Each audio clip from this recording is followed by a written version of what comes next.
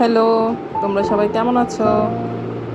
আজকে আমরা শুনতে যাচ্ছি গল্প জেলে এবং মন্ত্রী। এক রাজা ছিলেন, তিনি রোজ মাছ ভাজা খেতে খুব ভালোবাসতেন। একদিন সমুদ্রে ঝড় বৃষ্টি হওয়াতে জেলেরা কেউ মাছ ধরতে যেতে পারল না। কিন্তু রাজা ঘোষণা করলেন, এই ঝড় জলের মধ্যে যে আমার জন্য মাছ ধরে আনতে পারবে তাকে আমি ভালো পুরস্কার দেব। একজন গরিব জেলে সাহস করে উত্তাল সমুদ্রে বেরিয়ে পড়ল রাজার জন্য মাছের খোঁজে। অনেক কষ্টে একটা মাছ পেয়ে সে রাজপ্রাসাদে এসে হাজির হলো। কিন্তু রক্ষী তাকে ভিতরে ঢুকতে না দিয়ে রাজার মন্ত্রীর কাছে নিয়ে গেল। মন্ত্রী সব শুনে জেলেকে বলল, আমি তোমায় রাজার কাছে যেতে দিতে পারি, কিন্তু একটা শর্ত আছে। তুমি মাছের জন্য যা পুরস্কার পাবে তার অর্ধেক আমায় দিতে হবে।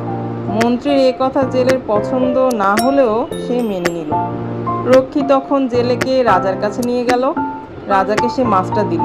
রাজা খুব সন্তুষ্ট হয়ে জেলেকে বললেন, বলো হে, তুমি আমার কাছে কি পুরস্কার চাও? যা চাও সেটাই তুমি পাবে। জেলে হাত জোর করে উত্তর দিল, আজ্ঞে মহারাজ, আপনি আমার পিঠে 50 ঘা চাবুক মারতে বলুন, এই পুরস্কারই আমার প্রাপ্য। জেলের অদ্ভুত কথা শুনে সবাই অবাক হয়ে গেল।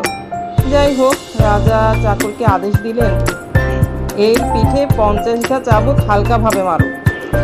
25টা চাবুক পেটা খেয়ে জেলে বলে উঠল, এখন মারা বন্ধ করো, বাকি 25 ঘা আমার ভাগিদারের প্রাপ্য। রাজা তখন আশ্চর্য হয়ে বললেন, তোমার আবার ভাগিদার কে হে? জেলে উত্তর দিল, মহারাজ, আপনার মন্ত্রী হচ্ছে আমার প্রাপ্য পুরস্কারের অর্ধেক অংশীদার। এই কথা শুনে রাজা প্রচণ্ড রেগে গেলেন। তিনি তক্ষুনি মন্ত্রীকে তার সামনে উপস্থিত হতে আদেশ দিলেন। ভয়ে ভীত মন্ত্রীকে দেখে রাজা বললেন, এর পিঠে খুব জোরে 25 ঘা চাবুক মারো। এরপর প্রায় অর্ধমৃত মন্ত্রীকে তিনি কারাগারে পাঠালেন, আর জেলেকে দিলেন তার মন মতো পুরস্কার। যার যা প্রাপ্য তাকে তা পেতেই হয়।